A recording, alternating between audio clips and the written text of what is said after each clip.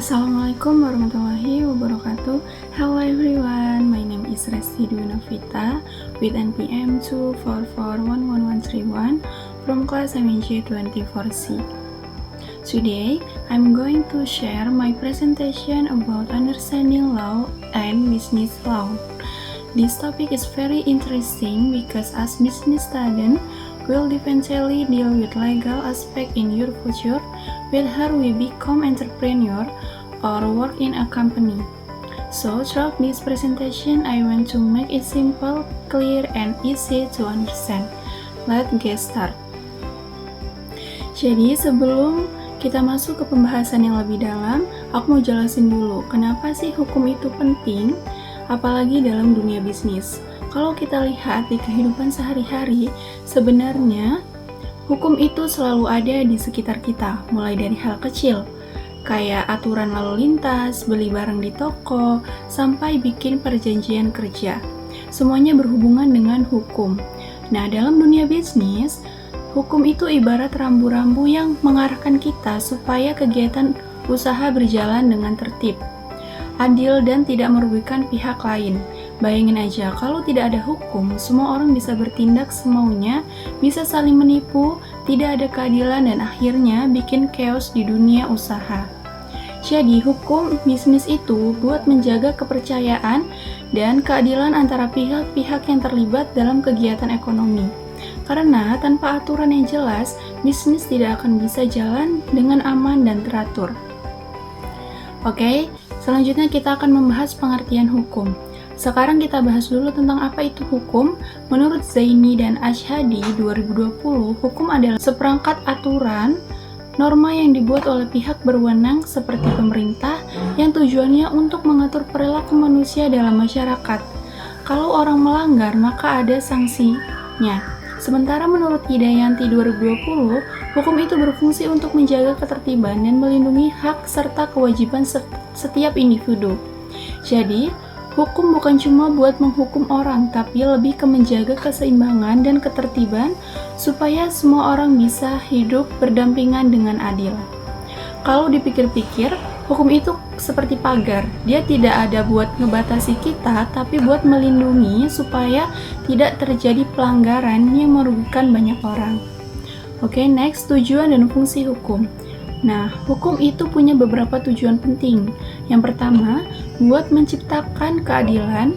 Jadi hukum memastikan bahwa setiap orang diperlakukan sama tanpa pandang bulu. Yang kedua, hukum menjaga ketertiban sosial supaya tidak ada kekacauan.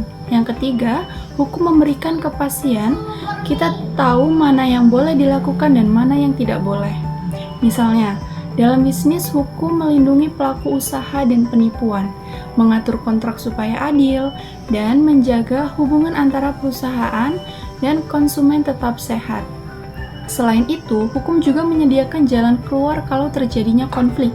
Jadi, misalnya dua perusahaan berselisih soal kontrak, mereka bisa menyelesaikan masalah lewat pengadilan atau arbitrase, bukan dengan cara sepihak.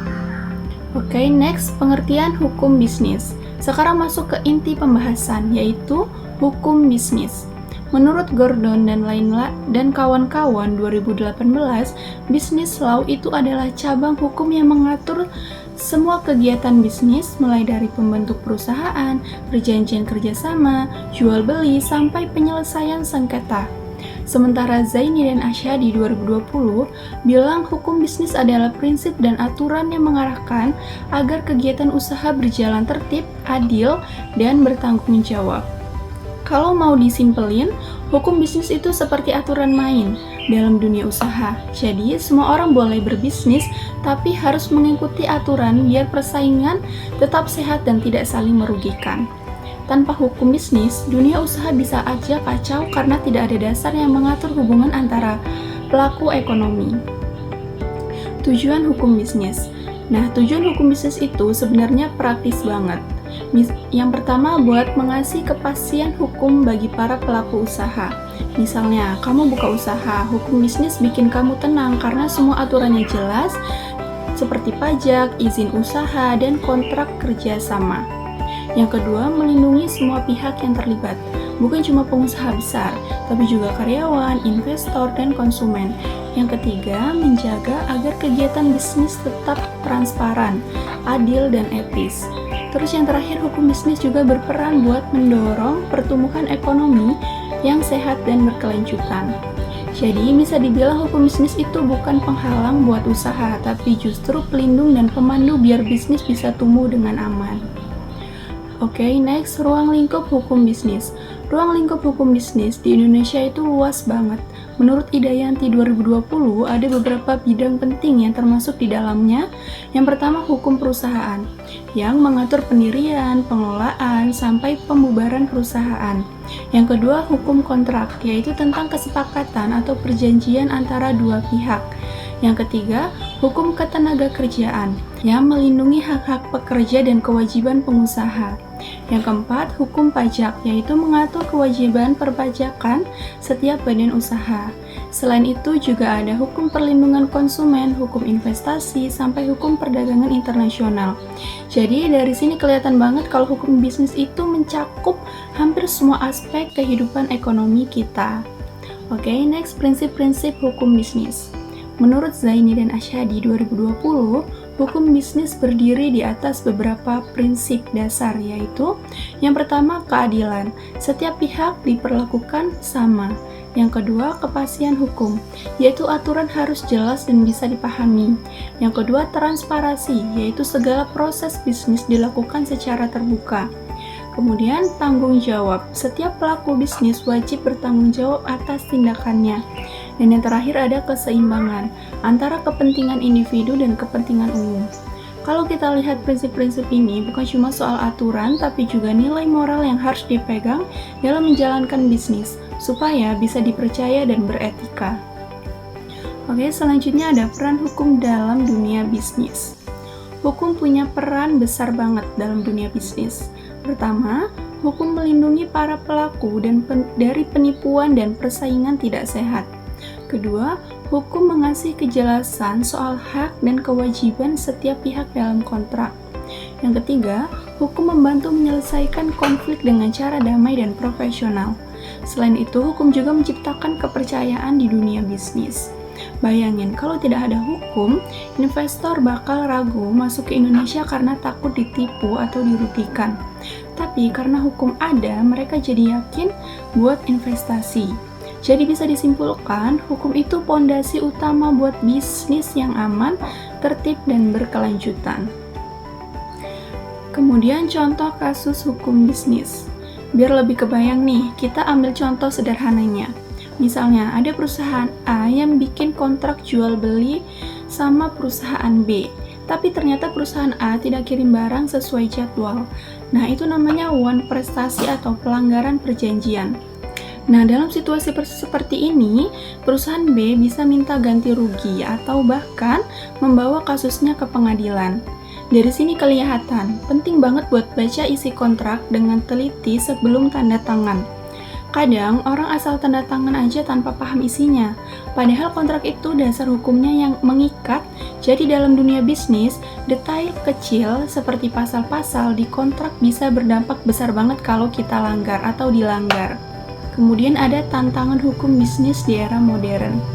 Di era modern sekarang, tantangan hukum bisnis makin kompleks.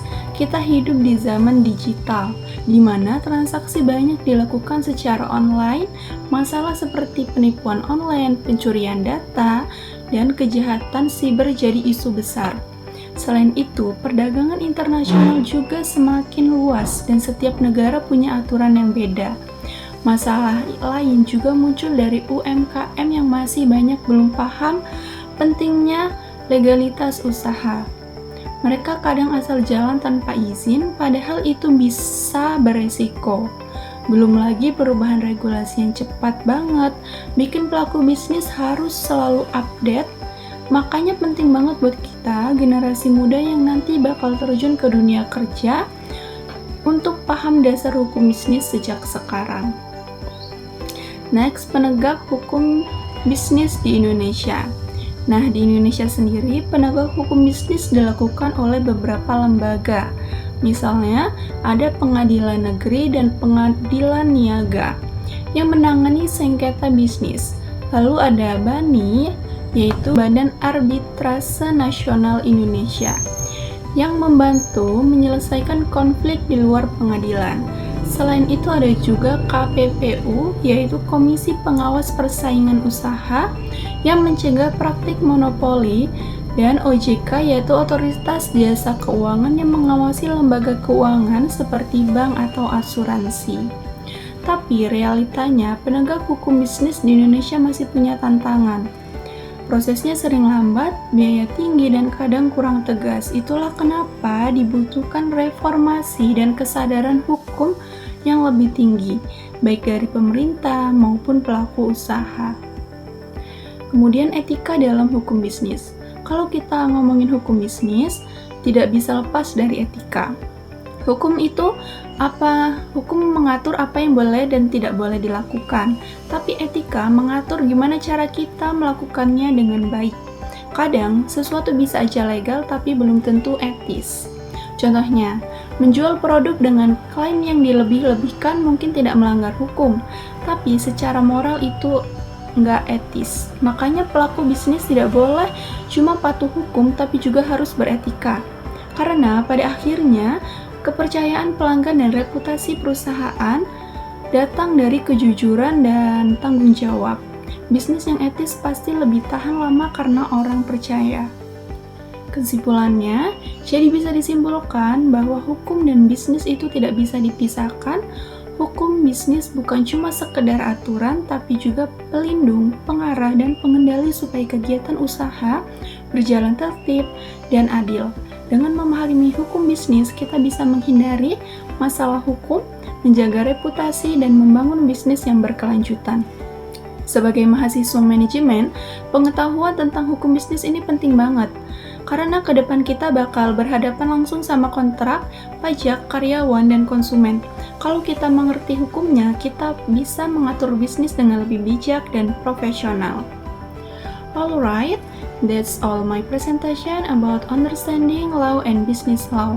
I really hope this explanation helps you understand how important law is in the business world. Thank you so much for watching. Once again, I'm Resti Dunovita from MNJ 24C with NPM SU 441131. See you in the next presentation and have a great day. Wassalamualaikum warahmatullahi wabarakatuh.